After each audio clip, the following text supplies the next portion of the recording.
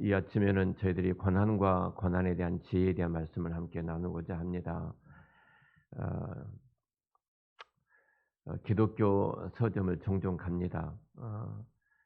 가서 최근에 나온 책들, 신간에 어떤 책들이 있는지 또 보고 싶은 책들을 고르기도 하고 필요한 물품을 사기도 합니다.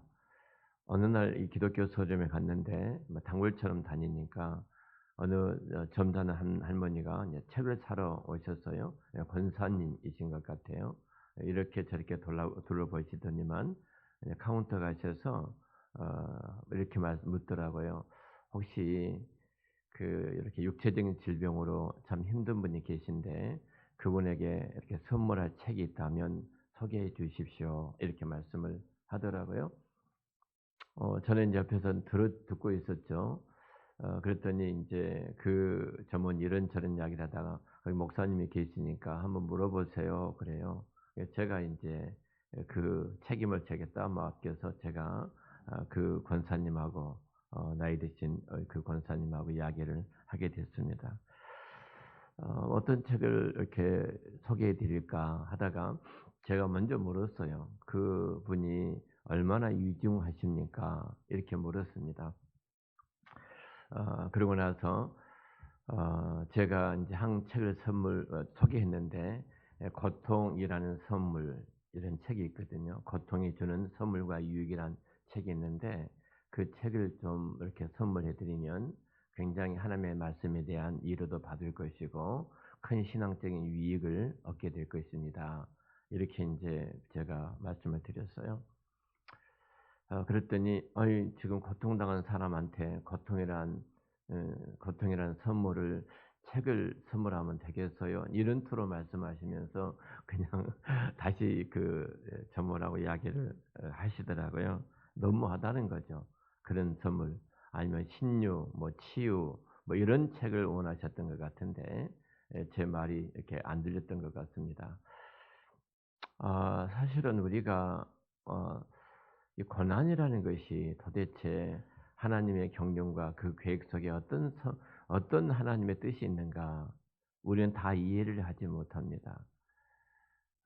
오늘 그것에 대한 이사야서를 통해서 이스라엘 민족이 민족적인 고난을 당하는데 그 고난을 그 비유를 갖고 농사를 짓고 파종을 하고 땅을 일구고 이런 비유를 갖고 말씀하신 것이 오늘 본문의 내용입니다. 그 가운데 제가 필립 얀시라는 아주 유명한 저술가가 있습니다. 우리나라에 이분의 책이 굉장히 많이 번역이 됐고 저도 이분의 책을 굉장히 많이 가지고 있습니다. 이분이 썼던 책 가운데 고난의 사다리라는 책이 있습니다. 오늘 아침에는 제가 읽었던 이 책을 한 권 잠깐 소개하고자 합니다. 고난의 사다리라는 내용인데요.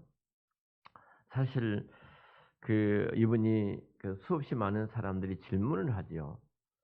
왜 예수를 잘 믿는 사람이, 왜 권사님이, 왜 장로님이, 왜 목사님이, 왜 그렇게 신실한 사람이 그런 고난을 겪어야 하는가? 하나님은 정말 살아계시는가? 살아계시다면 저런 분이 어떻게 그런 일을 당할 수 있는가? 이런 질문을 저희 집사람도 들었고요. 저도 종종 듣고 있습니다. 집사람하고 그런 이야기를 나눈 적도 있습니다. 여러분들도 동일하게 그런 생각을 하실 수 있습니다. 왜 예수를 잘 믿는 분이 왜 그런 어려움을 계속 겪어야만 하는가? 그런 아픔이 있어야만 하는가? 사실 이런 고민을 필립 얀시도 수많은 질문을 들었습니다. 그래서 그런 질문에 대한 책을 고난의 사다리라는 이 책을 통해서 그런 질문들을 하나씩 하나씩 풀어가는 내용입니다. 사람들이 그분은 이렇게 말합니다. 5가지 단계를 말씀하시는데 그 5가지 단계 가운데 한 가지만 붙들고 집착을 하다 보면 그들이 그릇된 신앙과 이단에 빠질 수가 있다. 이 말을 하면서 5가지로 정리해서 설명을 하고 있어요. 그것을 좀 소개한다면 1단계가 우리가 법변적으로 의롭게 사는 사람들은 의인들은 고난을 받지 않는다. 이런 생각을 할 수가 있다는 겁니다. 1단계라고 그래요. 정말로 목사는 아프지 않아야 되고 장로님과 권사님들은 그런 고난을 당해야 되지 않아야 되고 정말 의롭게 신실하게 믿음을 지킨 사람들은 절대 그 인생 가운데 그런 고난을 당해서는 안 된다. 소위 말하면 우리 한국에서 잘 쓰고 있는 형통의 복음. 범사가 잘 되고 더 잘 되는 형통의 복음. 이런 생각을 갖고 있다는 겁니다. 그런데 우리가 이런 생각을 갖고 있다 보니까 누군가가 고난을 당하게 되면 누군가가 어려움을 겪게 되면 우리는 그런 질문합니다. 그분도 어떤 죄를 지었는가 봐. 뭔가 하나님 앞에 풀리지 않는 어떤 일이 있었는가 봐. 뭔가 하나님 앞에 잘못한 것이 있어. 우리는 그런 시각으로 그 사람을 바라보게 되지요. 음, 어떤 젊은 사람이 암에 걸리면 어떻게 젊은 사람이 그렇게 암에 걸릴 수 있어?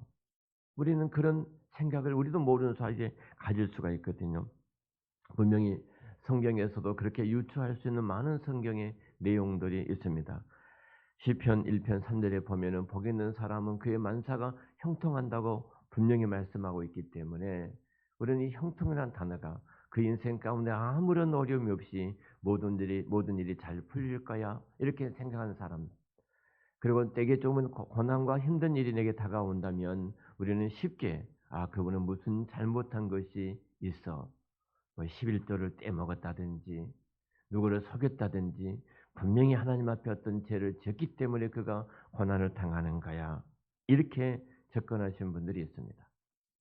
우리가 좀 더 이런 부분을 성경적으로 말씀드린다면 출애굽기 이스라엘 백성들이 광야의 40년을 거치면서 있었던 일들 그리고 신명기를 통해서 하나님께서 언약 백성들에 주셨던 그런 말씀들을 우리가 구체로 생각해 본다면 그것들이 얼마만큼 우리에게 그릇된 잘못된 신앙관인가를 알 수가 있습니다.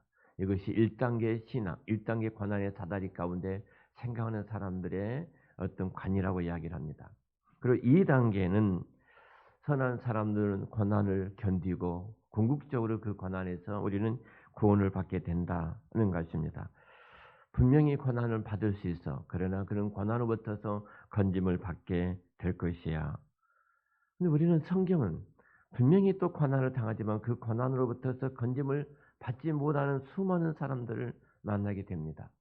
히브리서 11장에 보면은 많은 믿음의 사람들을 소개하죠. 그 가운데 이삭이라든지 요셉이라든지 모세, 라합, 기드온, 다윗 수많은 사람들이 그 고난 가운데 건짐을 받았던 구원을 받았던 것들을 성경은 소개하고 있습니다.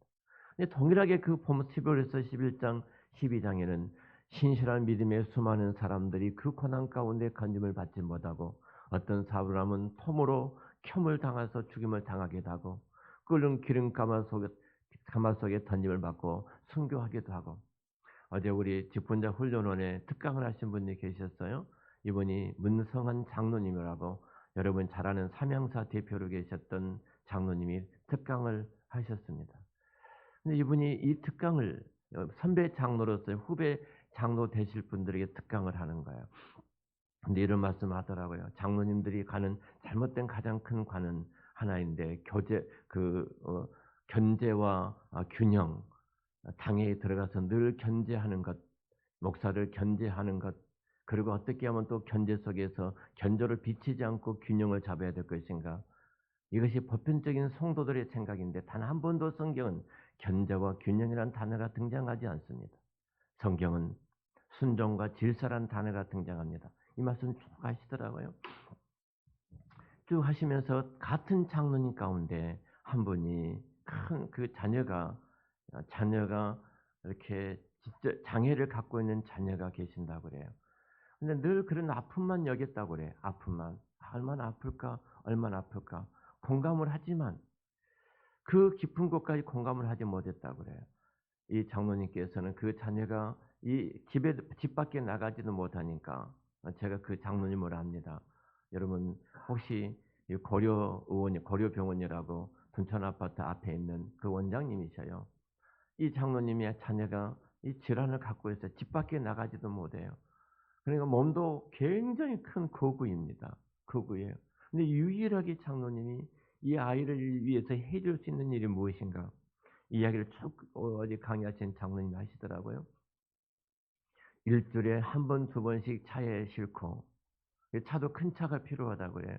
큰 차에 싣고 이 아이를 위해서 드라이브 해 주는 것, 강변을 따라서 쭉 가는 것, 산속으로 쭉 가는 것, 그리고 아이와 가서 어디 가서 점심을 먹고 오는 것, 유일하게 이 아이를 해줄 수 있는 것은 이것밖에 없습니다. 근데 그것이 공감은 약간 했다는 거예요.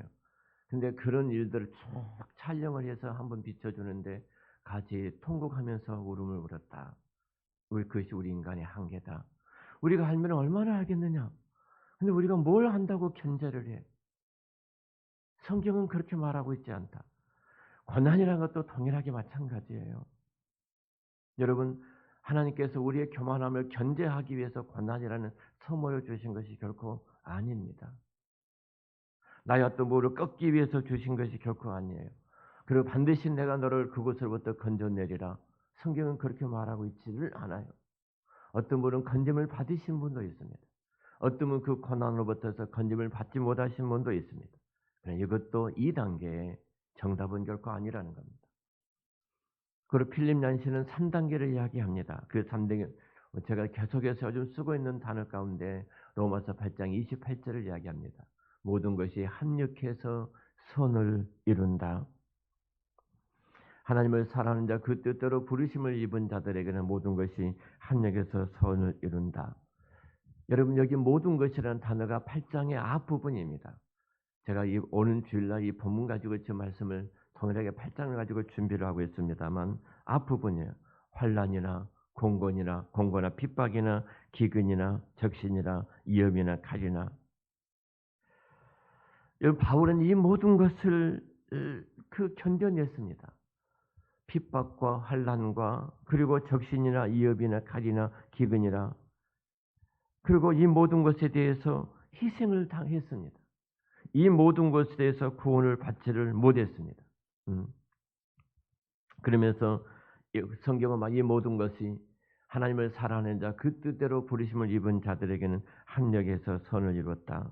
다시 말하면 그 고난도 우리를 그리스도의 사랑에서 결코 끌릴 수가 없다. 이 부분을 좀 강조하고 있는 것입니다. 결국은 이 3단계에서도 사도 바울이 1, 2단계의 그 모순을 이 3단계에서 멋지게 해결해 주고 있는 것을 보게 되어집니다. 고난은 잠깐 우리 사람들에게 일시적인 아픔을 가져다 주지만 괴로운 상태가 결국 일시적이고, 그리고 반드시 하나님은 합력해서 놀라운 선물을 그 안에 담아서 우리에게 주실 것이다. 이 이야기를 합니다. 그리고 4단계 좀 더 성숙한 단계입니다. 믿는 사람도 고난을 받을 수 있다. 아니, 믿는 사람도 고난을 받는다는 것입니다. 베드로가 이 부분에 대해서 잘 말씀을 해주고 있습니다. 1단계 진짜 신실하고 믿는 사람은 고난이 없다 하는 것과 4단계에서는 그것이 아니다는 것을 필립 얀시는 이야기를 합니다.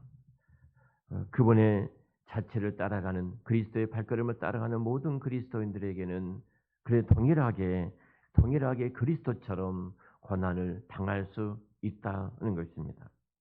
부당하게 고난을 당한다는 겁니다. 부당하게 어려움을 겪는다는 것입니다. 실제로 베드로는 이것을 입증해 주지 않았습니까? 여러분, 그는 순교의 피를 흘렸습니다. 어제 우리 문성한 장로님께서 강의하시면서 그 말씀을 특강하시면 그 말씀을 하시더라고요. 우리는 빚진 자입니다.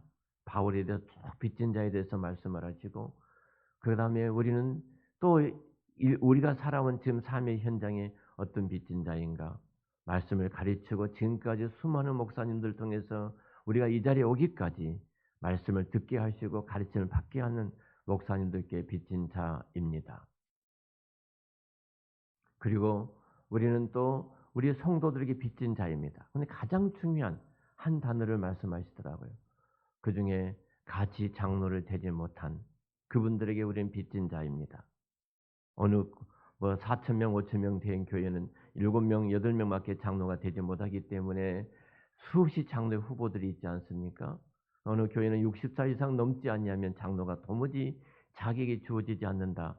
그런 교회도 있지 않습니까? 근데 되지 못한 그분들에게 늘 빚진 자이다. 그리고 가장 중요한 말씀을 하시더라고요.